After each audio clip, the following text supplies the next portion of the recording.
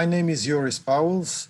I'm an associate director at Zaha Hadid Architects, and I'll be presenting the Antwerp Port House, which is the headquarter offices of the Port of Antwerp, the Antwerp Port Authority. It is a careful composition of two distinct entities, incorporating an existing listed building in need for a new use and a new extension. Together, they operate as one singular headquarter office building for the Antwerp Port Authority. I'll be presenting some of the motives and design decisions behind this symbiotic, but at first sight, somewhat unfamiliar composition. In the 16th century, Antwerp was the largest port of Europe. Currently, it's the 5th largest in the world and the 2nd one of Europe behind Rotterdam. And the client was looking for an identity at the scale of their port. This gives you an idea. This is an advert by the city of Antwerp and gives an idea of the testimony to their ambition, the ambition they had to come up with something that was at the scale of their operation worldwide. On an urban scale, this is in red at the bottom, you'll see the historic city of Antwerp, and compare that to the size of the port, you see how important this port is for Antwerp. The client had a fantastic site right at the boundary between city center and the port of Antwerp. The project forms part of an urban waterfront regeneration, whereby, as in many European cities, the city center is expanding gradually, taking over some of the former port area. Together with the Mass Museum circled at the bottom of the screen, which is a building by Notelings Redec, our port house forms catalyst for this new urban master plan, which is called Eilandje or Island. Our building therefore had to operate not only towards the city center or for the city center, but also operate on within that industrial surrounding area. These are some images that show that relationship between our building and its industrial port environment.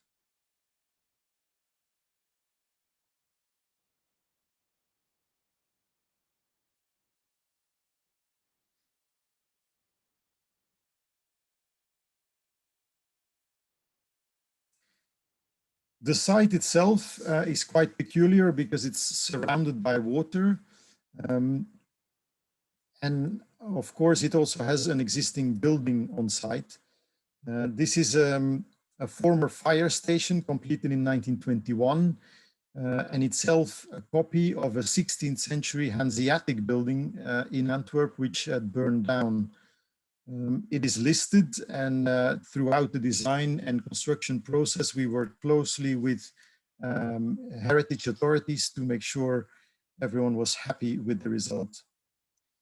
Here you see an image of the former fire truck hall, which still exists in the building, with nice columns clad in Belgian bluestone and the big gates leading to the atrium of the existing building. And this is the atrium of the existing building, the courtyard as we found it, so quite a state. We decided to bring in a canopy and turn the courtyard into an atrium that can be used for various activities. Here again, you see how the city of Antwerp and the client basically use this dialogue between old and new as a strength. Safeguarding the existing building.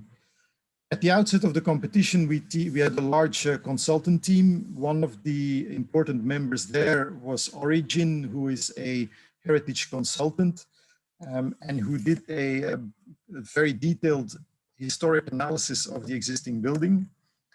Not only of the existing building though, for us almost more important at the outset of the project was their urban historic analysis, whereby they looked closely at the surrounding site and what could be learned or taken from there. And they came up with three main conclusions, which were pivotal for our initial design process. Their first conclusion was the importance of the north-south running Katendijk dock, which structures the surrounding area and had historic importance. The second element was the fact that the four facades of the existing building were equal. So in contrast to what was usual at the time, there is no front facade to this building. The four facades are equal, probably due to the fact that the building is surrounded by water. So that was also an important constatation.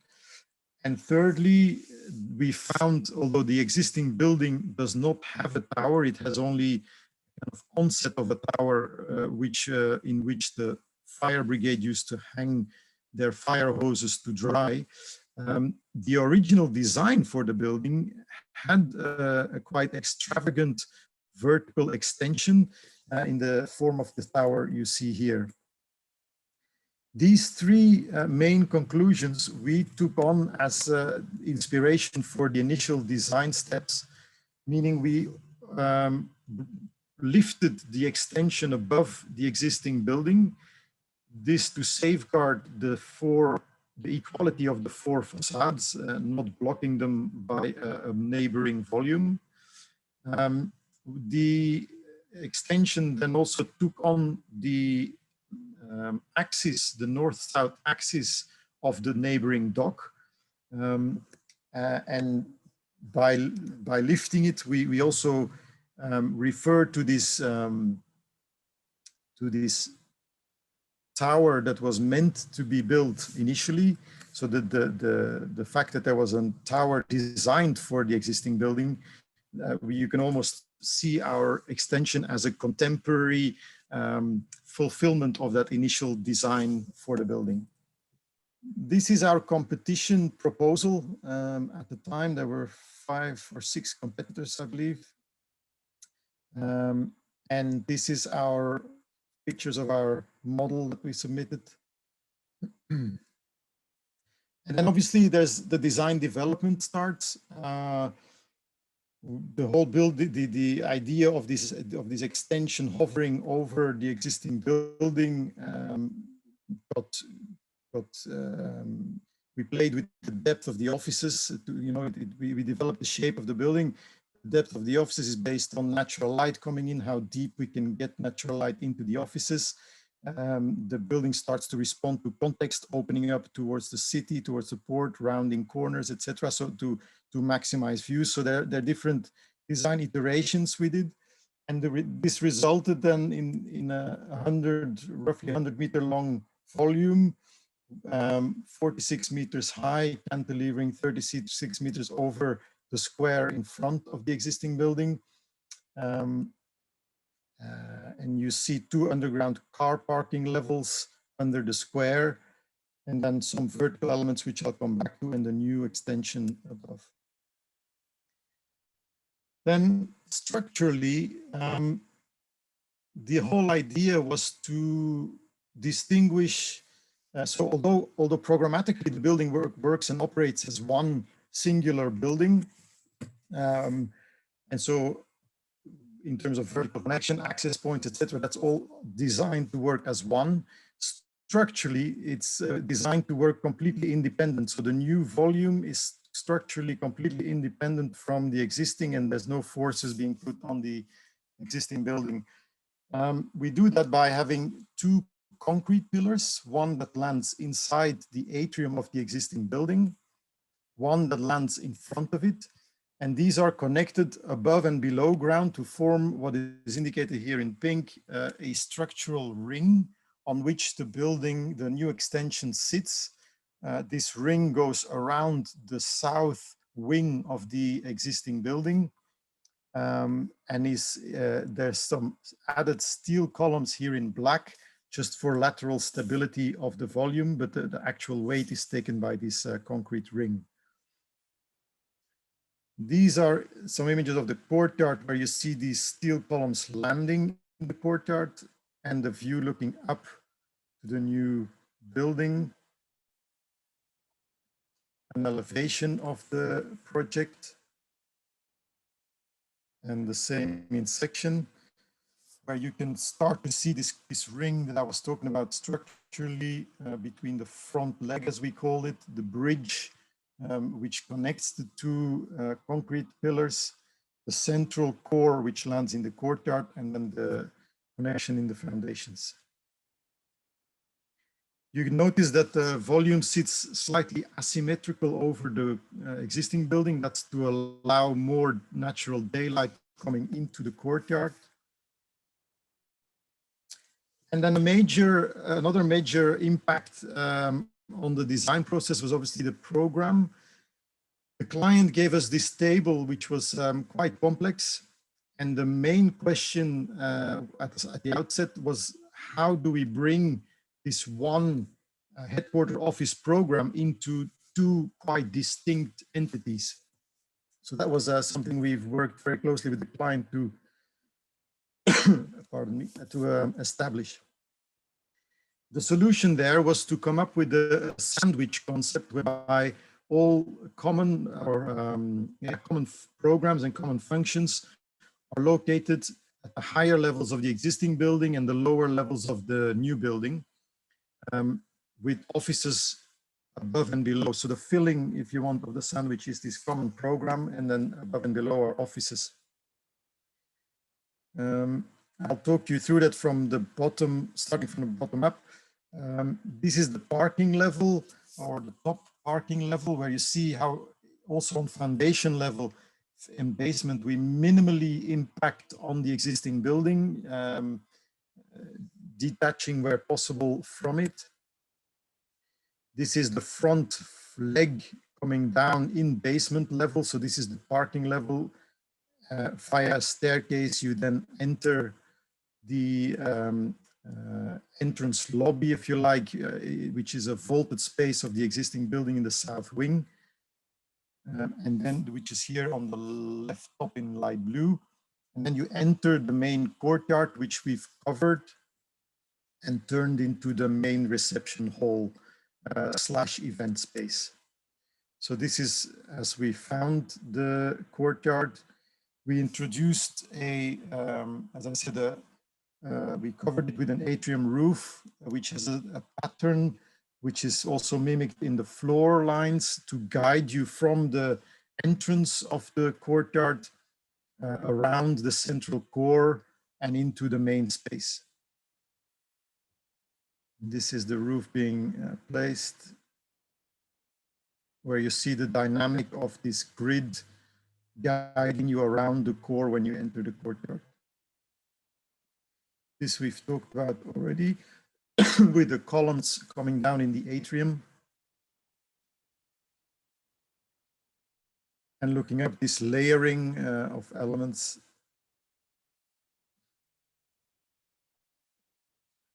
So that was the ground floor. In purple here, you see a reading room. It was meant to be some kind of a library space with archives in the both corners next to it. Eventually, the client came back to us 2 years ago or 3 years ago, so several years after the building was finished, to ask whether we could turn it into an event space. So we've done a second design for this purple area and turned it into another event space because they have so many presentations and lectures and whatnot. This is the room we looked at earlier, the fire station. This is, as we now recently redesigned the space at the ground floor. On the first and second levels of the existing building, we find offices. These are open plan offices. The client introduced an activity-based office concept. They went paperless at the time already. So which meant that we have quite a few smaller meeting rooms in dark green in the corners here. Then open plan offices, light green, and then the common program toilets, coffee corners, lifts, etc. in the north and south wings of the building, so left and right here. This is a view of the open plan offices in the existing building. Looking towards the courtyard and the columns coming through the atrium roof. On the third floor, so the top level of the existing building, we find a meeting room center. So these are bigger meeting rooms, flexible meeting rooms that can be booked by anyone in the building, both new and existing, new and existing buildings. So this is the center which is used by visitors, etc. Also under the roof of the existing building, with the coffee corner, breakout spaces, and a variety of rooms. The bridge, or brug as it's called, this was an element. So what you see here in concrete between old and new was not part of the program. So this is something that we came up with as a proposal to visually, aesthetically make the design work. We came up with this outdoor space which sits between new and old and provides a flexible environment. People can eat their sandwich in summer. They can have presentations there. You can have gatherings. So it's a public in the sense that it's common for all office staff can access this intermediate level. And what is important on an architectural level for us is how we, with this bridge element, stay away from the existing fabric of the existing building. So you see how the bridge opens up and wraps around the tower volume in which houses the lifts. That is very important for us. Here I wanted to just show again that bridge between new and old before we look at some photographs of it. And here you see again how it pulls, it splits up, the bridge splits up and kind of goes around the existing brickwork tower in which used to house the drying fire hoses. And we now use for the as main vertical connection between existing building and new building. So there's 4 lifts inside the tower of the existing building. Some images of that viewing deck or bridge, as we call it. Looking, the spatial connection, obviously looking down to the square left bottom, then the views all around of the city and port, and then above you can look into the new building with the connection from foyer to auditorium. So it's a very spatially very rich environment, this bridge. And again, the distancing between new and old, leaving enough breathing space.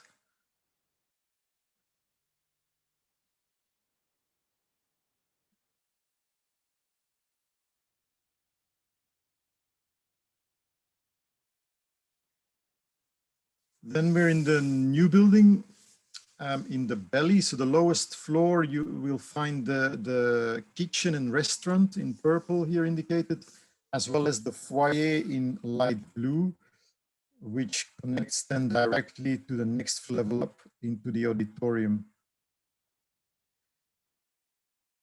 This is the kitchen counter,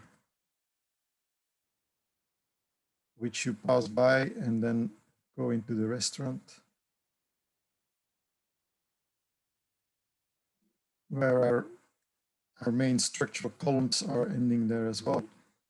This is the foyer space, which is used by groups before they go into the auditorium as an event space. Foyer, and then leading up to the next level, which has on the left side the auditorium light blue with that grand stair arriving there. Open plan offices in the middle, and on the right hand side the boardroom overlooking the port. These are sketches for the auditorium, which we wanted to make as a kind of box in box to safeguard the views all around at all times, circulation around it, and then an area that can be closed off visually with curtains for the auditorium itself.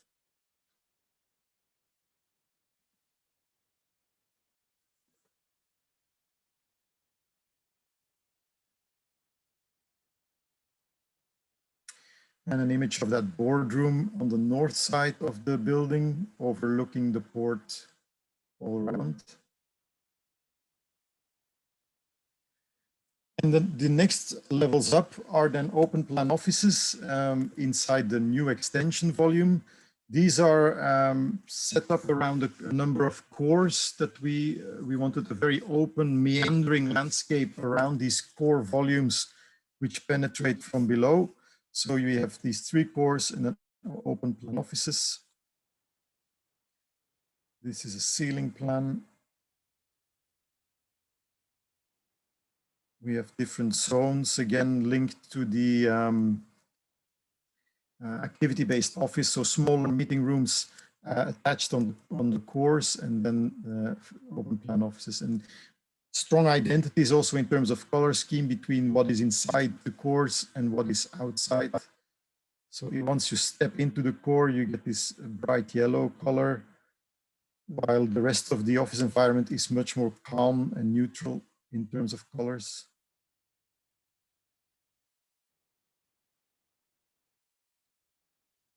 This is overlooking the city center.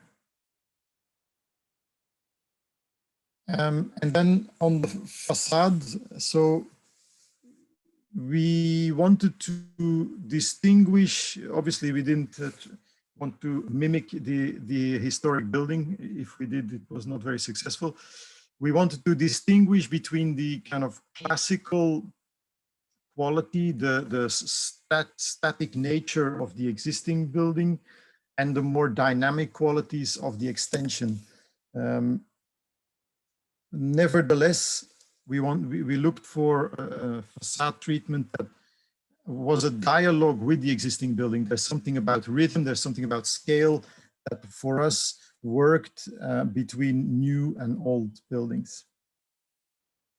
And the way we did that is we wanted, as I said, this dynamic quality we tried to introduce by playing with the facade development. So on the south side, we worked with a fully flat facades, which started to become more and more faceted, gradually more faceted towards the north facade, as if it's cracking, as if it's rippling, as if it's in motion above the existing building. This was all developed in BIM as well. So we worked with ground points that were had all the information embedded in them, and this was taken on by contractors, so that the whole dialogue with contractors was based on a BIM model. This is that rippling facade effect, with the facade still being placed. And again, the contrast between the static dignity of the existing and the dynamic quality of the new building. This is spatially what that does. So we have these flat facades providing a corridor, and then this more hollowed out volume where the facade is more faceted. Also important for us was the fifth facade, the underside of the new extension, that was also treated the same way. So we looked very closely at how we could continue the facade treatment on the underside of the new extension. And obviously another important element was the BREEAM certification. The client gave us as a target a very good BREEAM score, which the building got. We did this by introducing borehole energy, by all sorts of light controls, by ceiling elements. We have chilled ceilings, chilled beams and chilled ceilings in the new building. Electric cars are implemented in their car park places. And another element that came into play was then also during construction, we wanted to touch or to use that for our sustainability scoring. So the main volume, the extension, was made off-site, 90 kilometers away, and was then shipped in modules toward the site by boat, rolled across, and then hoisted in the air and assembled on top of the existing building. So we looked with the contractor at various scenarios of what would be the best way of constructing the building, and this was the 6 modules that make up the new extension was definitely the best way to do this.